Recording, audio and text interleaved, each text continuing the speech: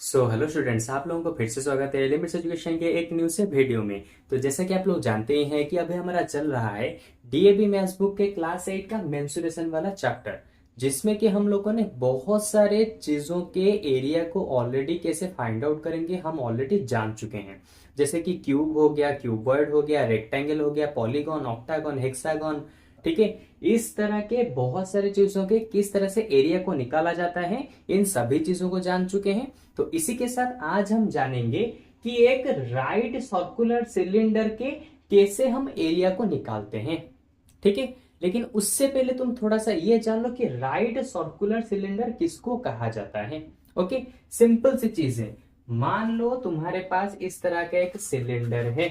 Okay, यानी कि simple सी चीज है, जैसे कि तुम्हारा वाटर बोतल होगा, उसको कहा जाएगा एक राइट सर्कुलर सिलेंडर। लेकिन कंडीशन थोड़ा सा ये है कि उसमें उसका जो ऊपर का बेस होगा और नीचे का बेस दोनों एक दूसरे के साथ पैरेलल होंगे। पैरेलल यानी कि ये जैसे सीधा है ये भी बिल्कुल ऐसे सीधा ही होगा। ओके, और एक छोटा सा देखो और क्या दिया है, a right circular cylinder has two circular plane ends. यानी कि एक राइट सर्कुलर सिलेंडर के यहां पे एक क्या होता है, प्लेन एंड होता है। इसके साथ यहां पे नीचे भी एक प्लेन एंड होता है। ओके, फिर देखो इसने क्या कहा है, two plane ends are parallel and are known as bases of the cylinder.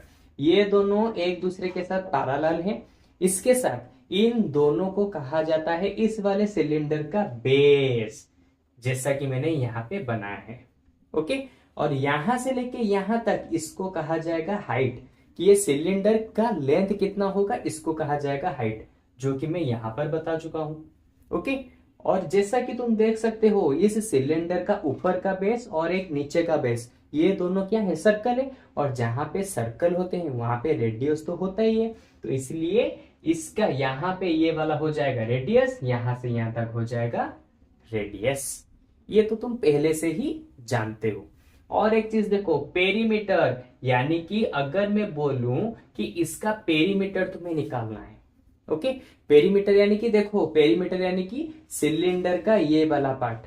Okay, इस वाले पार्ट को, इस बाउंड्री को कहा जाता है पेरीमीटर, क्योंकि ये एक सर्कल है। ओके, तो सर्कल को कहा जाएगा पेरीमीटर। इसके एरिया को, एरिया नहीं, इसके लाइंस को फाइंड आउट करेंगे तो इसको पेरीमीटर कहा जाता है। ओके, लेकिन यहाँ पे ये डाउट मत रखना कि मैं यहाँ पे एक होलो सिलेंडर यानी कि एक खाली वाले सिलेंडर की बात कर रहा हूं। ये सिलेंडर खाली नहीं होगा, हम उस तरह के सिलेंडर की बात कर रहे हैं जहां पे सिलेंडर बिल्कुल भरा हुआ होता है। ओके, जैसे कि तुम्हारा कोई वाटर बोतल हो गया या फिर दूसरा कोई सिलेंडर वगैरह चीज हो गया, उस तरह की चीज की मैं बात कर रहा हूं। ओके, अच्छा अब देखो, यहां तो मैंने बता दिया पेरीमीटर होता है 2 पाई आर, और उसका बेस का एरिया हो जाएगा 2 पाई आर एच। बेस का एरिया कैसे हो जाएगा 2 पाई आर एच, एक मिनट एक मिनट एक मिनट, सॉरी सॉरी, ये बेस का एरिया हो जाएगा, इसका बेस का एरिया देखो, इसका बेस क्या है, इसका बेस है एक सर्कल, तो सर्कल का एरिया कैसे निकलता है, पाई आर स्क्वायर। तो इस वाले हिस्से का हो जाएगा एरिया पाई आर स्क्वायर, इसका भी हो जाएगा पाई आर स्क्वायर, क्योंकि ये दोनों ही इस वाले सिलेंडर के बेस हैं। ओके, अच्छा एक और चीज देखो, यहां पे थोड़ा सा समझो। मान लो ये एक सिलेंडर है। ओके, जैसे कि सिलेंडर की तरह पूरा दिख भी रहा है। जब तुम एक सिलेंडर को बीच में से कट करते हो और उसको ऐसे फैलाते हो, तो यहां पे तुम्हें एक रेक्टेंगल मिलता है। ये चीज याद रखो, जब कभी भी एक सिलेंडर को बीच में से कट करोगे, जैसे कि देखो ये वाला सिलेंडर था इस तरह से। ओके, इसको मैंने बीच में से कट किया, तो बीच में से कट किया तो मुझे यहाँ पे एक रेक्टेंगल मिला। देख रहे हो, बिल्कुल same to same rectangle.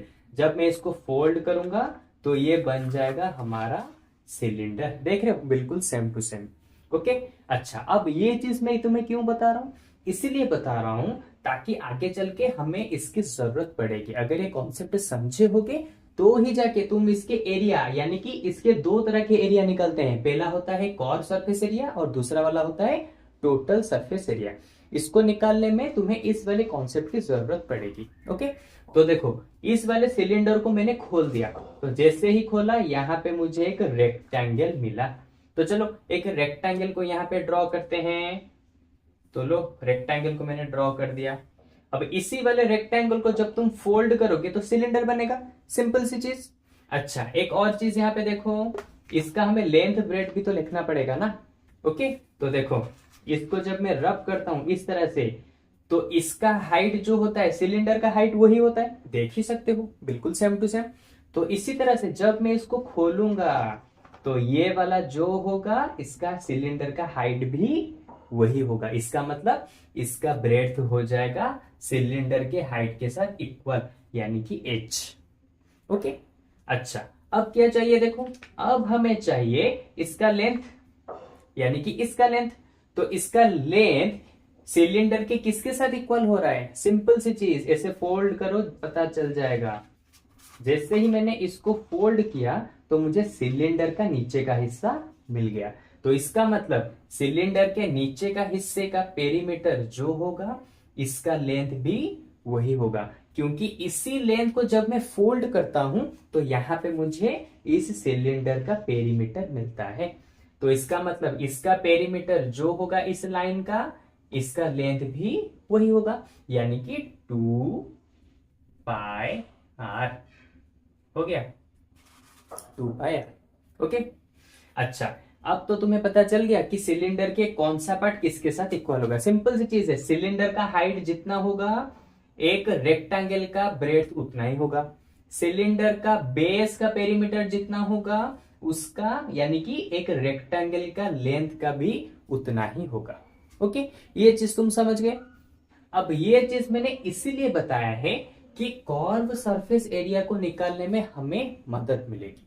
Okay अब तुम पूछोगे कि सर एरिया तो हमें पता है, कर्व सरफेस एरिया क्या होता है। कोई भी 3D फिगर तुम देखोगे वहां पे तुम दो तरह के मतलब कि सरफेस एरिया को निकालते हो। पहला होता है कर्व सरफेस एरिया, दूसरा वाला होता है टोटल सरफेस एरिया। ओके ये दो तरह के एरिया तुम हमेशा निकालते हो। तो सबसे पहले देखेंगे सिलेंडर के कर्व सरफेस एरिया कैसे निकलेंगे। कर्व सरफेस एरिया का मतलब ये जो साइड वाला देख रहे हो, ये साइड वाला, इस साइड वाले को कहा जाता है कर्व सरफेस एरिया। इस ऊपर वाले को काउंट नहीं करोगे, ऊपर का एरिया और नीचे का एरिया दोनों को एरिया को छोड़ के जो साइड वाला हिस्सा बचा उसको कहा जाएगा कर्व सरफेस एरिया। ओके और ये साइड वाला कैसे बना है, सिंपल, इस रेक्टेंगल की तरह बना है। तो इसका कर्व सरफेस एरिया यानी कि बस इसके साइड का एरिया, इसके साइड का एरिया कितना होगा, जितना कि इसका एरिया होगा, यानी कि ये रेक्टेंगल का एरिया होगा। क्योंकि हमें पता है एक रेक्टेंगल को ही जब हम ऐसे मोड़ते हैं यहाँ पे सिलेंडर मिलता है। ओके तो लो हमारा कर्व सरफेस एरिया कितना हो जाएगा, जितना होगा, अगर मैं इसको नेम दे दूं ABCD, ABCD का एरिया जितना होगा कर्व सरफेस एरिया भी बिल्कुल उतना ही होगा। ओके तो अब देखो ABCD का एरिया कैसे निकलेगा, सिंपल, लेंथ इंटू ब्रेड्थ। तो यहाँ पे लेंथ इंटू ब्रेड्थ कितना है, 2πr इंटू h, यानी कि 2πrh। ओके तो इसका मतलब हम अगर चाहें तो सिलेंडर के कर्व सरफेस एरिया को लिख सकते हैं। कर्व सरफेस एरिया यानी कि सिर्फ इस साइड का, ऊपर और नीचे को छोड़ेंगे तो उसको कहा जाएगा कर्व सरफेस एरिया। ओके तो सिलेंडर का कर्व सरफेस एरिया का निकालने का फॉर्मूला है 2πrh। वहीं पे अगर मैं बात करूं टोटल सरफेस एरिया की, सिंपल, टोटल सरफेस एरिया मतलब कि कर्व सरफेस एरिया प्लस ऊपर के बेस का एरिया प्लस नीचे के बेस का एरिया। टोटल का मतलब तो हमें पता है ना, टोटल यानी कि हर जगह के एरिया को तुम्हें ऐड करना है। तो टोटल सरफेस एरिया सिलेंडर के कैसे निकलेंगे, सबसे पहला कर्व सरफेस एरिया जो कि ये है साइड वाला, उसके साथ तुम्हें मिलाना पड़ेगा ऊपर का एरिया, बेस एरिया, प्लस ऊपर एक बेस है और नीचे भी एक बेस है, क्योंकि हम ये टोटल ले रहे हैं ना, तो टोटल में तो सब कुछ जाएगा। तो ये वाला हो गया कर्व सरफेस एरिया मैंने लिख दिया, प्लस ऊपर का बेस एरिया मैंने लिख दिया, प्लस नीचे का बेस एरिया। तो अभी बस इसको लिखना है, बस इतना ही, खत्म। तो कर्व सरफेस एरिया हमें पहले से पता है 2πrh हो गया, प्लस बेस का एरिया, बेस एक क्या है, बेस एक सर्कल है, तो सर्कल का एरिया कितना होता है, पाई आर स्क्वायर, इसलिए हम बेस का एरिया भी लेंगे पाई आर स्क्वायर। सिंपल। अरे सिलेंडर का बेस एक सर्कल है ना, तो सर्कल का एरिया कैसे निकलता है, सिंपल, पाई आर स्क्वायर, इसलिए हम इसके बेस को भी लिख सकते हैं पाई आर स्क्वायर। तो यहां पे लिख देता हूं pi R square plus pi R square. तो इसके बाद देखो इसको एडिशन कर दो, 2 pi R H plus pi R square plus pi R square, ये हो जाएगा 2 पाई आर स्क्वायर। अब इसमें से क्या कॉमन जा सकता है, इसमें से कॉमन जा सकता है 2 कॉमन चला जाएगा, पाई भी कॉमन चला जाएगा और एक आर भी कॉमन चला जाएगा। तो कॉमन जाने के बाद बचेगा 2 पाई आर, कॉमन चला गया, बचा एच प्लस आर। तो ये रहा हमारा राइट सर्कुलर सिलेंडर का सरफेस एरिया, और ये रहा हमारा राइट सर्कुलर सिलेंडर का टोटल सरफेस एरिया। इस तरह से तुम इसे फॉर्मूला को याद रख सकते हो। ओके, तो ये तो हो गया इन दोनों के फॉर्मूला के बारे में। अब मैं एक छोटा सा क्वेश्चन लूंगा जिससे कि बताऊंगा कि तुम इस फॉर्मूला को कैसे यूज करोगे। ठीक है, तो चलो सबसे पहले मैं इसको इरेज कर देता हूं। ओके, अच्छा तो देखो इस वाले क्वेश्चन में क्या दिया है, radius of the base of a right circular cylinder is 1.4 metre, उसके साथ हाइट इज 15 मीटर। मान लो तुम्हारे पास इस तरह का एक सिलेंडर दिया है। ओके, ये लो तुम्हारा सिलेंडर, तो इसका रेडियस दिया है कितना, 1.4 मीटर। ओके, यहाँ पे 1.4 मीटर, तो नीचे भी तो होगा ना 1.4 मीटर, क्योंकि ऊपर और नीचे हमेशा सिलेंडर के सेम ही होते हैं। ओके, तो इसके साथ हाइट दिया है कितना, इसका हाइट दिया है यहां से लेके यहां तक 15 मीटर। तो इसने कहा है पहले सीएसए और टीएसए निकालो। सीएसए का मतलब होता है curve surface area, curve surface area. तो कर्व सरफेस एरिया कैसे निकाला जाता है, सिंपल, एक सिलेंडर का कर्व सरफेस एरिया निकालने का फॉर्मूला होता है 2 पाई आर एच, जस्ट मैंने अभी 2 मिनट पहले बताया। ओके, तो देखो यहां पे रहा 2 इंटू पाई, तो आर, आर यानी कि रेडियस कितना दिया है, एक मिनट रुको, पाई का वैल्यू हो जाएगा 22/7।